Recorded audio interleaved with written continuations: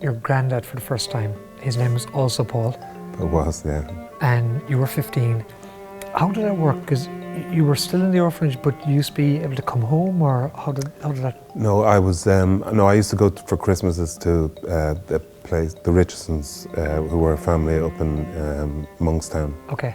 And they were a lovely family. There was about 7 of them or something. So then there was a few of them around my age.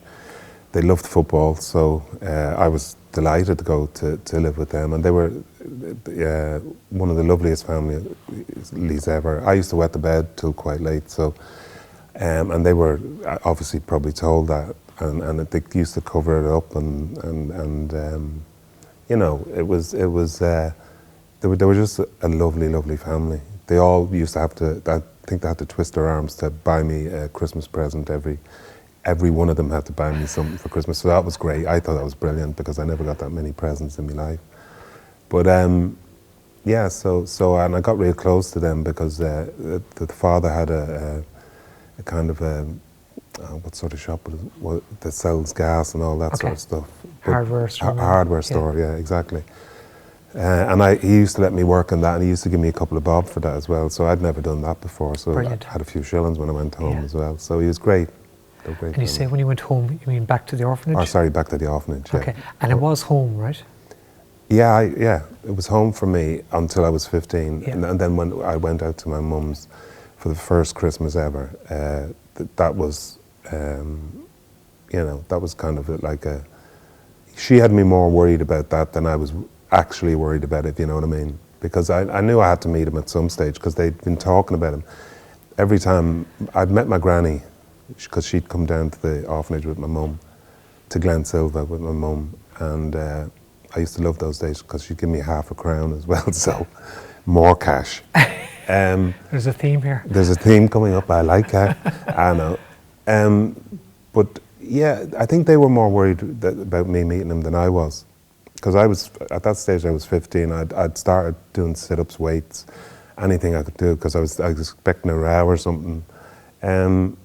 And when I met him, I wasn't too worried about it or anything like that, you know. It was just nice to meet him. But he definitely did run the house. He ran everything. He shouted when he wanted his dinner.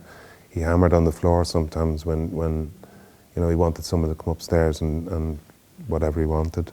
And but I just tried to stay out of his way, which was quite awkward because I was sleeping in the same room as the granny. Okay. And I had to do I was brought up a Protestant in the place I was, and then my mum said, whatever you do, you have to go in and bless yourself and put on your saying, the rosary or whatever it was. So that was awkward enough, but I did exactly what I was told. Paul, you know, I'm fascinated by the thought that your mother was worried for you to meet your granddad, and in your 15-year-old head, you say, well, I'm doing sit-ups, I'm doing weights, I'm able to defend myself, so I'm going to be okay. Yeah, I never really thought about it that way, but I actually had heard so much about him that I genuinely thought, as soon as this fella sees me, he's probably going to hit me a box or something, or just got a slap or fight or flight. Yeah. And with your granddad, over the years, you know, you got to like him. Yeah, I actually got to like him. Yeah. You say he never understood you. Do you think he ever loved you? Yeah, I think towards the end he did, because we used to have, we generally used to have laughs at the end. I think I was just about going over to Manchester United, so yeah, I would have been 21, 22. And he actually called me upstairs one time. My mum had bought me the only suit I ever owned, and he said, send Paul up till I have a look at the suit and stuff like that. Now, he'd never shown any interest in anything like that before, so he's really been kind of kind, I thought. You know. And this was what year, 1982? It would have been 81, 82, yeah. So in 81, 82 Ireland, if your grandfather says he wants to see you in your new suit, that's about the biggest act of love. Yeah.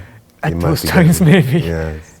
Yeah, you know, and I was shocked that he, you know, and my mother was shocked as well, because he wouldn't have shown any sort of real interest in too many people anytime. So for him to say that, and for me to go up then and be doing this with the shirt and the only suit that I ever owned, was nice of him. Is there a bit in that as well, Paul, about the fact that maybe the worry always was how you looked, you know, the colour of your skin, not necessarily, you know, the illegitimacy, to use that awful word, of, you know, how you were born or whatever, but just how you looked.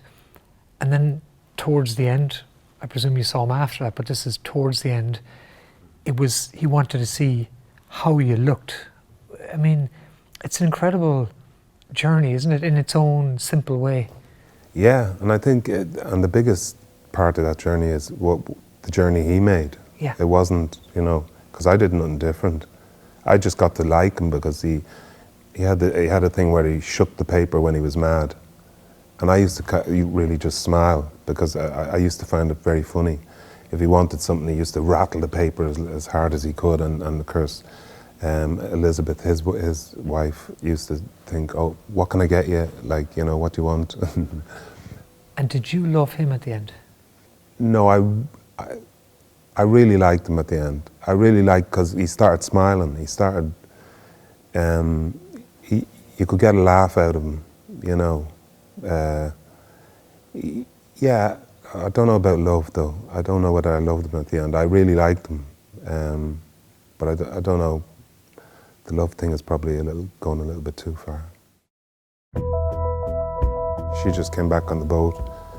She actually just had to hand me over on the dock, sort of thing, to the sisters here, and then go back to England.